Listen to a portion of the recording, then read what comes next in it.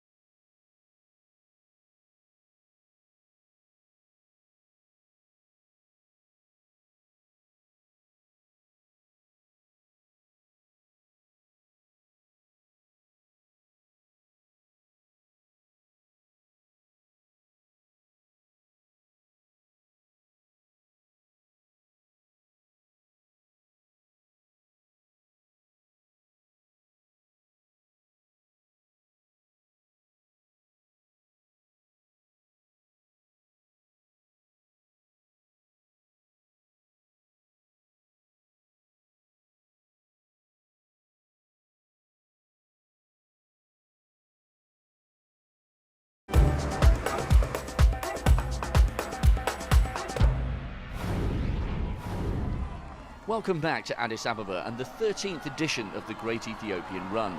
Let's get straight back to the race action. Here's Stuart's story. Well, the masses have still got a long, long way to go. The leaders are much further around the course, and it's Belder who takes over the lead. And that also looks like Gonfer as well alongside Sege, and with the champion from Boston now in what, third or fourth place, just beginning just to tire a little bit, I fancy. But he's had a very, very good season. I mean, to run in Dubai at the beginning of the year, 2 hours 4:45. That yellow with the black band across his chest, he's one of the big names here.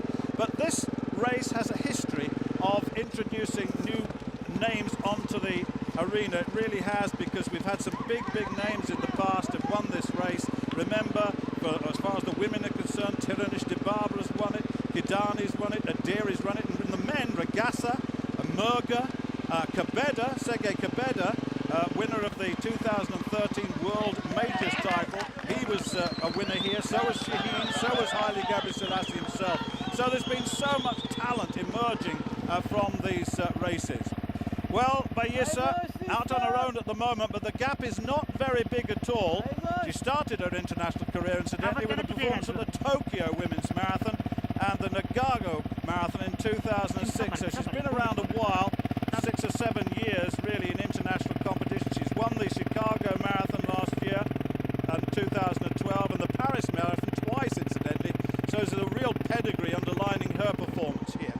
So that's it for the women for the moment, and the men beginning to stretch, and that looks like Gonfer, who's really starting to motor here.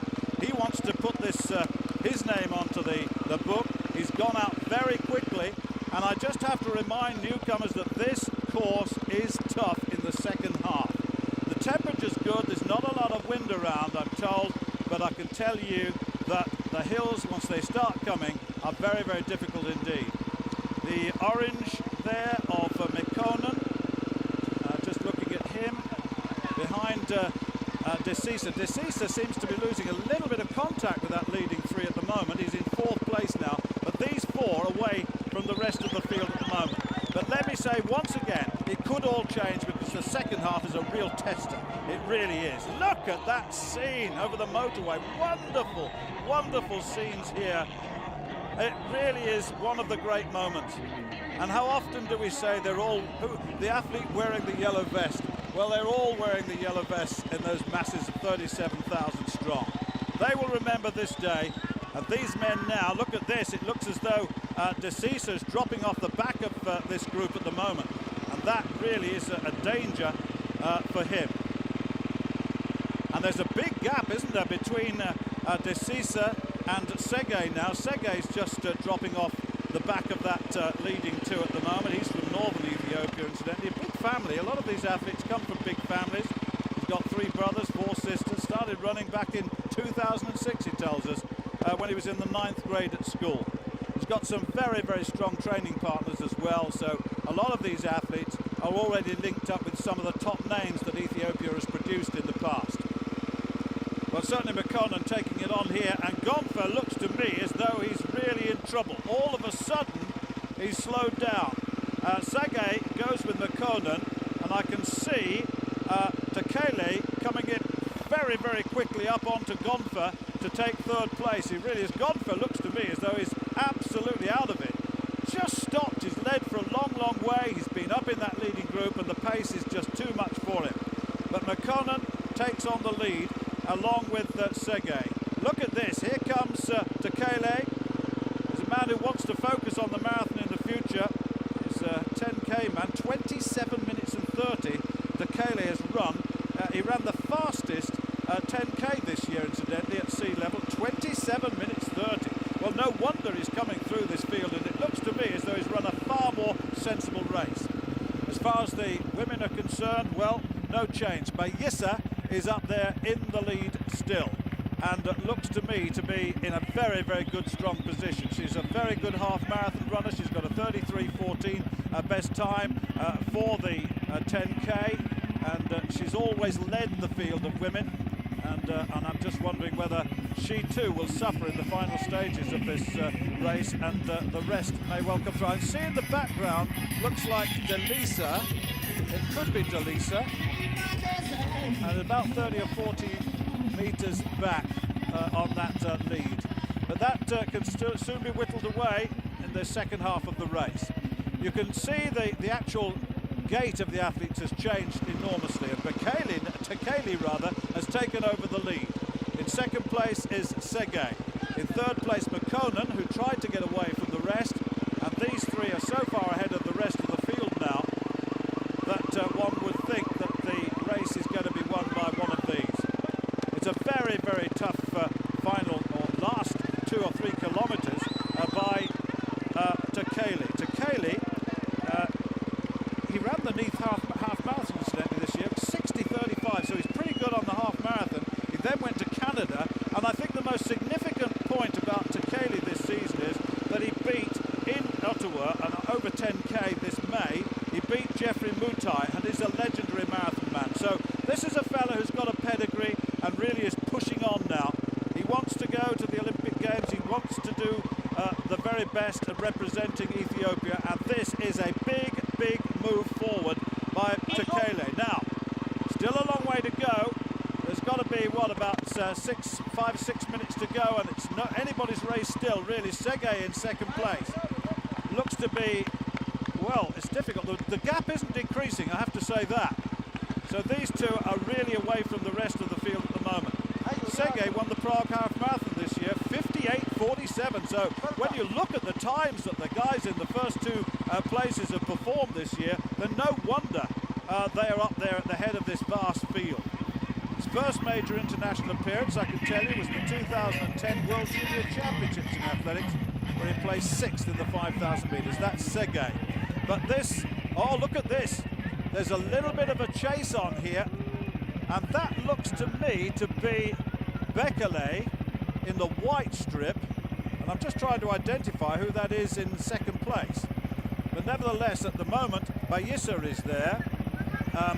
Gudeta doesn't look to be in that leading group. She was there as well. And it is in fact Bekele who's now moved into second place. Bayissa it is, Bekele, and Utura it is, the winner of 2010. Utura really making a good attempt at this race now. She's the athlete in the leading 3 at the moment. She's in third place now, and that big gap that Bayissa developed has gone, and the lead is now taken by Bekele, and Bekele now takes it on. She was second in Berlin over 10,000 metres with Bekele earlier on this year, in October, well, just this last month, 30 minutes and 38 her time. There she is, the white strip and the black shorts with the green stripes, and I'm just looking there, that is in 4th place. It looks to me as though that's Gudeta, and if Gudeta's there, then all the principals are there, and the race is now on. But certainly Bayissa has paid the penalty for taking the lead far too early, and the second half of the race is far more to the liking of Bekele. Good at half marathon too is Tadalec Bekele, incidentally, 68:38 in Valencia on the 20th of October. So 2 or 3 of these young women have come off very, very fast times coming into this great Ethiopian run. No change in the men. Tekeli looks to me to be there, and Sege chasing him. Now that gap has narrowed, there's no question about that. And look at this, Sege really beginning to make some headway now, and comes alongside Tekeli. And I wonder what Tekeli will do. Tekeli, who really had that very significant burst, must be wondering how on earth Sege has called him back, but he has. They're side by side, as you can see. The leaders are producing a punishing pace at 2,500 metres above sea level, once again demonstrating not only the quality of the elite fields, but the sheer strength and depth of Ethiopian distance running. It's easy to see why, over the last 12 years, this race has been responsible for kick-starting the careers of so many of the sport's international superstars. The list of winners of the Great Ethiopian Run is one many big international marathon events would be proud to share. It's something which Richard Narurka, who helped organise the race in the early days, believes is key to the event's success. This race has created legends. on the global stage, hasn't it? Especially in the years when you were overseeing the race in its early days. Yeah, when we started the race back in 2001, it was the big name athletes who were at the front. I mean, Hailey won the first race and Bahane the women's race. And then in recent years, we have seen new stars emerging. You know, the top 100 elite finishers, they run under 30 minutes. And we don't pay appearance money. And all the time you have new champion coming. So 7 or 8 of our previous winners are Olympic gold medalists now. So if you see like last year's winner, Hagos Gebrhiwot, you know, he was world champion, you know, few months after our event. You just come, get your number, win a race locally. Because it's live on TV, you'll be a star nationwide. Just like that. You can turn up at the Great Ethiopian Run without a penny to your name. You can win that race, and then you get access to the world-class coaching, and suddenly your whole career and your whole life takes on a different meaning. Elite athletes are always looking for opportunities to race abroad, and our race is that stepping stone, because there are a lot of European race managers who will be at the finish line looking for people. 2009, Tilahun Ragasa won the race, and a year before he'd been working at a hotel 30 miles down in Dukem just as a cleaner. And then in the last 2 years, he's won Rotterdam Marathon. He's a 2:05 marathon runner. So it's those kind of stories that we love to think of, and I'm sure they'll continue coming out of this race. The Great Ethiopian Run clearly has a rich elite pedigree, but the wider mass run is also earning itself a growing international reputation. Kate Carter writes a blog about running for The Guardian and has come to Addis for the first time to take part this weekend. Presumably, if you continue to enjoy your experience and you enjoy the run, when you go back and write about it, maybe 10, 20, 40, 50 other British people will come and experience this next year for themselves. Yeah, no, I really hope so, because, you know, really, a lot of people now like to travel somewhere different for a run, but, you know, it does tend to be, I don't know, maybe New York, Boston, and maybe go shopping afterwards. I mean, this is a whole different experience, but I think because of that, it's a really valuable one and really different and lovely. I hope people do read it and think, oh, I'll give that a go. Is it the hardy and the adventurous who'll come, or is it going to be something that anybody would look at your blog and say, yeah, I can do that? Yeah. Well, I definitely think anyone could, because it's very easy just to get here, get your taxi, get to the hotel, wander around. It's all very kind of straightforward. So hopefully it will give them that impression. I guess you're always going to get people who think, oh, Ethiopia, that's kind of for the hardy. But it's not a difficult country to, or certainly not a difficult city to kind of find your way around, navigate, just get around. So hope so. However many overseas visitors come here for the run in the future, what's certain is that the race in Addis will continue to be a key element in fostering this country's distance running talent.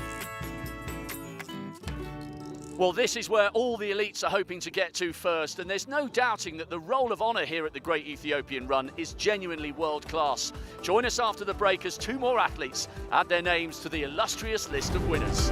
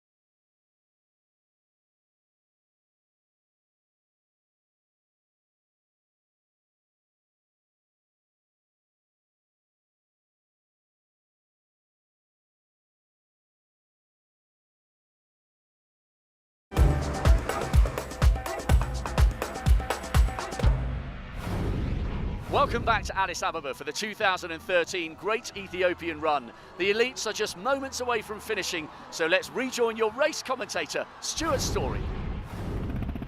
Well, the women's battle is on. That is Gudeta. Now, Gudeta has come up alongside Bekele. Now, Gudeta, 33.14 in Prague on the 7th of September, another example of recent form. And I can tell you that Gudeta only asked to race yesterday.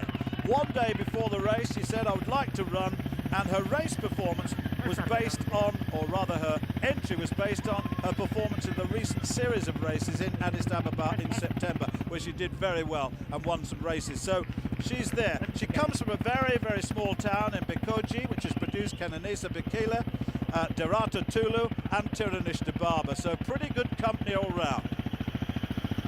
And look at that, in third place, just looking down, there's Yashane, who's representing the Defence Club. She's come through very strongly indeed.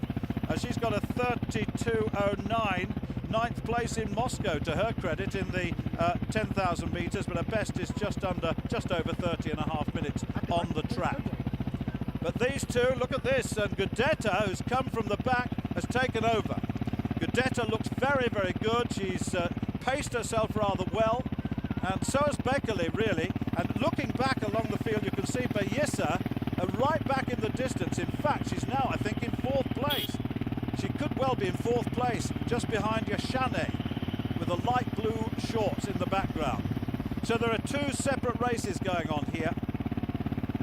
But this is a cracking race in the men's between Tekele, wearing the yellow strip on the near side, against Sege. One representing the Oromia Police, that's Tekele, and the other the defence team. Oh, Sege's really making a burst. Look at this. This is most significant. Well, the Tekele burst didn't work. Sege certainly looks as though it might. He's another one who wants to go to the 5,000 and 10,000 on the track. He says he desperately wants to represent Ethiopia in Rio at the Olympic Games of 2016. And this